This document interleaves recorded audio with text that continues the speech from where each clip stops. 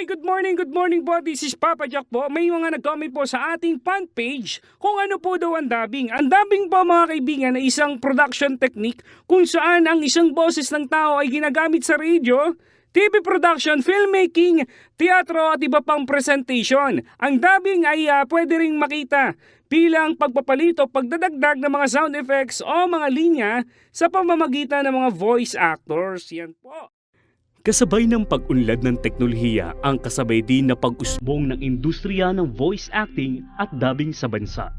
Sa pag-usbong nito, lumaki ang pangangailangan ng mga talentadong magbibigay buhay at mas magpapalaganap ng industriyang ito. Kaya naman, maraming mga talentadong kabataan ang nangangarap na makabilang at makatulong sa pag-unlad nito. Ngunit hindi lahat ay nabibigyan ng pagkakataon na magawa ang kanilang gusto bago makarating sa kanilang pangarap na makapagbigay ng kontribusyon sa industriya ng dubbing. Maraming mga karanasan ang kanilang pinagdadaanan at patuloy pang tatahakin. Isa sa mga ito ay nagmula sa probinsya ng Batangas. Siya ay nag-aaral ngayon sa isa sa mga pinakakilalang state university sa Maynila, si John Kelvin Lumibaw. Isang babaeng pinagsusaksak ng kanyang boyfriend ang dahilan. Selos, kasamalgas, nagpapatrol. Ano? Yan ang dapat pakatutukan. Nagpapagsisiyasa ng kanyang kanya. Isang babae ang bagsak ng kanyang boyfriend ang dahilan. Selos, kasamalgas, patrol ng Pilipino. Bakit ko siya ginagawa? Unang-una, masaya ako sa ginagawa ko. Pangalawa, nakakapagbigay ito ng income sa akin. Pangatlo, natutulungan ko yung mga magulang ko nung mga panahong buhay pa sila. Nagsimula yung break ko nung yun nga, yung sa teacher ko nga, nung sinama ako sa room niya para mag-perform. And then, ayun, sabi ko sa sarili ko, okay to Talagang maraming ang character yung kaya kong bosesan at kaboses naman. Nag-open na yung Barangay Got Talent, kanya-kanyang barangay, merong mga patimpalak pag piyesta, Barangay Got Talent. So, sumasali ako doon. So, hindi lamang doon sa barangay namin, sa Batangas, even sa Malabon, Bulacan, basta may mga Got Talent, sinasalihan ko yan kasi opportunity yun na talagang hindi lang gusto kong manalo, kundi gusto ko ding mahasa pa ng marami. Kasi ayokong naririnig lang ako ng mga kaibigan ko, yung mga taga sa amin, gusto ko sa ibang lugar. Pag nananalo ako, ibig sabihin, nagustuhan ng tao yung ginagawa ko. Tapos, nag-i-improve ako bawat sali ko. Usually, ganito yung naririnig sa mga voice artists pag nanggagaya ka ng boses. Hindi naman ka boses yan hindi ka naman sisikat yan kasi marami nang gumagawa yun tsaka hindi naman ka boses. So, yun, yung mga struggle na yun, syempre, una, madadown ka kasi talaga namang nakakasakit yun. Pero, dun mo kasi kukuhanin yung lakas ng loob mo, dun mo hugutin yung mga bagay na magpapalakas sa'yo.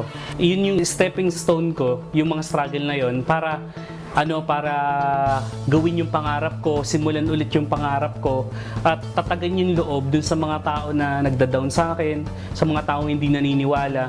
May negative at may positive na tao. Ito na yung positive. May tao kasi ako nakilala na kung saan passion niya talaga yung voice acting, dubbing.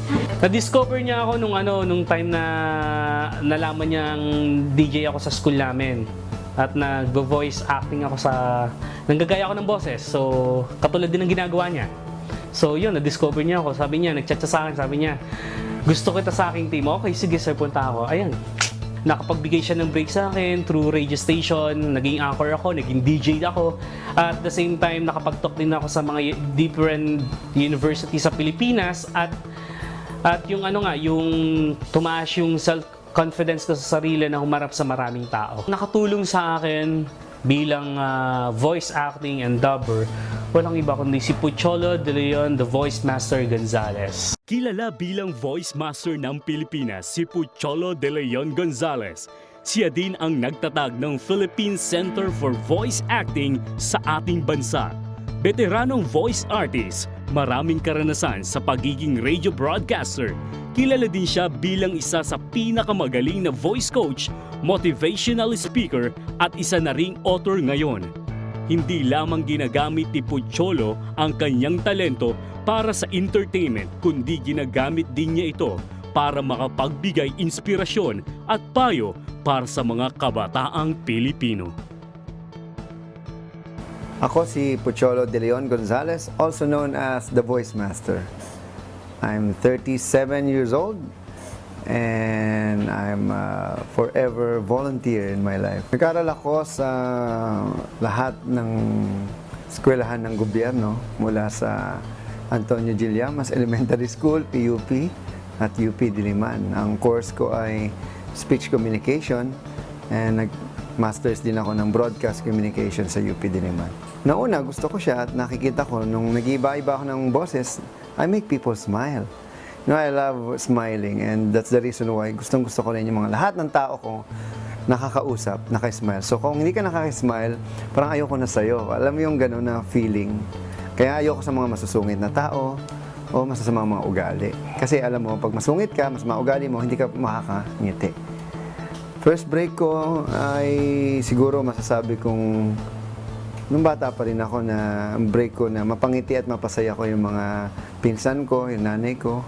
Pero yung professional, syempre sa ABS-CBN, nag-champion ako sa isang competition ng voice acting sa DZMM noong 1996. Alam mo, everyday, kahit dito sa opisina, is the best day na mabago ko yung pananaw ng mga OJT at intern dito. Ganon din kapag nasa stage ka, even it's one person to 20,000 or millions of people listening to you on radio or watching you on TV.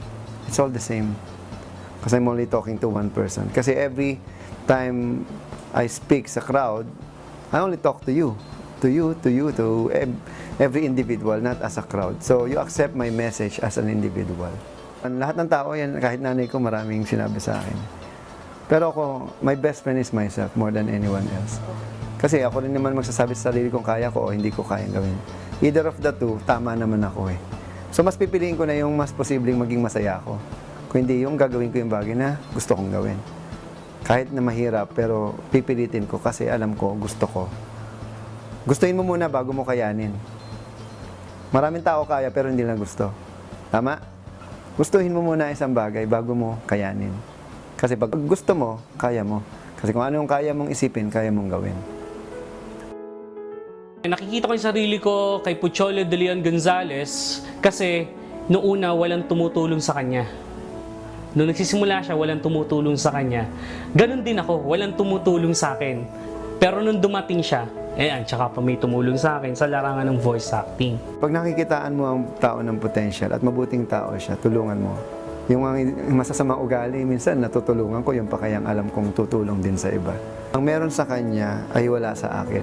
At ang wala sa akin ay meron sa kanya. At ang wala sa kanya, mayroon din sa akin. Nagets mo yung point? Meron siyang talent, wala siyang opportunity. Nasa akin ang opportunity, binigay ko sa kanya yung talent. Wala akong youthfulness, wala akong time na katulad niya. Yun yung shinare ko sa kanya. I mean, yun yung time na dapat marireach ko pa ibang tao, siya na yung gagawa nun. For example, siya yung nagbo-broadcast for me. Kasi siya na yung nagiging boses ko. Kasi siya na yung tunay na boses ng kabataan. Hindi na ako bata, siya yung bata. Ganon. And one day, he'll be very thankful sa mga ginawa niya ngayon at ginawa ko para sa kanya. Kasi kung ano yung ginagawa niya ngayon, ay yan ang pundasyon niya sa mas maganda niyang bukas. Lagay natin sa isang sitwasyon, ako yung isang tao na sobrang uhaw. Wala nang tubig akong makita. Wala na akong tubig na makita. Ngayon, susuko na ako pero dumating yung tubig na sinasabi ko, which is si Pucholo De Leon Gonzalez. Kasi gusto ko nang i-give up yung pag-voice acting, mag-focus na lang ako sa pag-aaral ko or yung dun sa painting drawings, gusto ko nang ganun. Pero nung nakilala ko si Sir, sobrang yung pagka-uhaw ko dun sa voice acting is napunan niya. As in talagang nag-overflow pa yung opportunity at sobrang galing kasi ni Sir kasi hindi lang niya natutulungan yung tao physically or emotionally.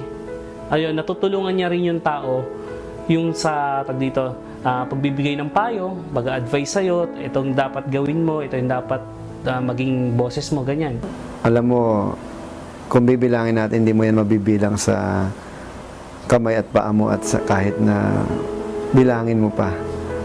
Kasi hindi ko na rin alam kung sino yung mga natulungan ko. Ang alam ko lang, patuloy akong tutulong sa mga taong alam kong nangangailangan at nag-a-aspire na maging tulad ko at mahigitan pa ako. Kasi ang goal ko naman, higitan nila ang mga nagawa ko na eh.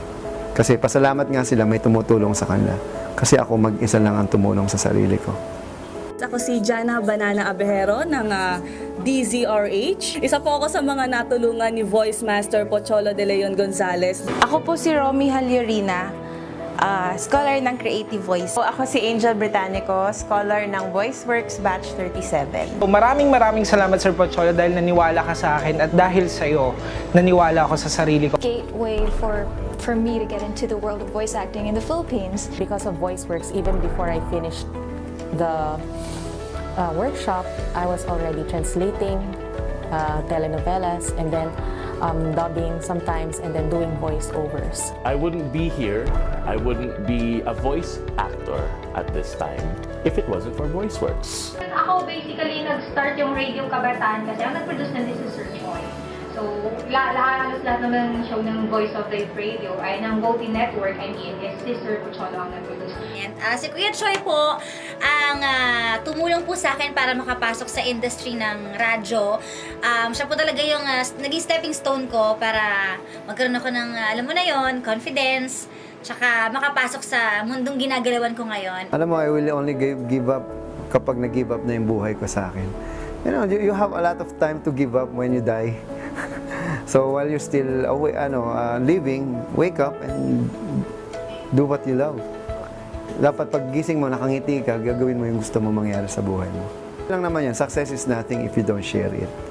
No, greatness should be shared. Dapat gawin mo mas greater yung tao sa'yo. Kasi one day, mamamatay ka rin eh. At least may legacy ka maipapasa. At yung mga natulungan mo, they will teach more great people. Basically, just do great and be great. No. One day, you will stop. But while you have the time to do something, don't stop. No. Then, make other people better and happy with greatness and excellence. Sa mga aspiring voice actors, voice actress, yan, in-encourage ko kayong keep dreaming.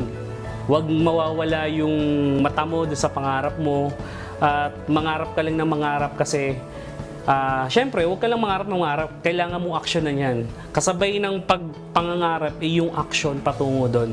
Kasi dream without action is nothing. Nobelda, lagot ko sa ako, Nobelda. Bubugbugin kita, Nobelda. Di ba ako sinasal sa baseball, ha? Etong sa'yo. Nakita naman ni Suneo. Sabi ni Suneo, lagot ka ngayon, Nobita. Bubugbugin ka ngayon ng mulag. Di mo siya sinasal sa baseball, ha? At syempre, nandyan din si Nobita. Doraemon, tulungan mo ako, Doraemon. Bubugbugin na naman ako ni Damulag. Lagot na naman ako dun, oh. At syempre, sumagot naman to si Doraemon. Sabi ni Doraemon, ano ba yan, Nobita? Wala ka bang mga magulang? Lagi ka na lang sa akin humihingi ng tulong, eh. O sige na nga ang mahiwagang mensahe. Sa ngayon, si Kelvin ay miyembro ng Voice of the Youth Radio at radio DJ sa isang AM station at madalas naiimbitahan bilang host sa iba't ibang event. Hindi man mawawala ang pagsubok para maipakita ang kanyang talento sa paggabay at pagsuporta ng mga taong nagpapahalaga sa sining na ito, katulad ni Pocholo the Voice Master Gonzales. Isa si Kelvin sa maaaring sumunod sa yapak ng Voice Master ng Pilipinas. At muli po, ako po si John Kelvin Lumiba, ang inyong naging tagapagsalaysay.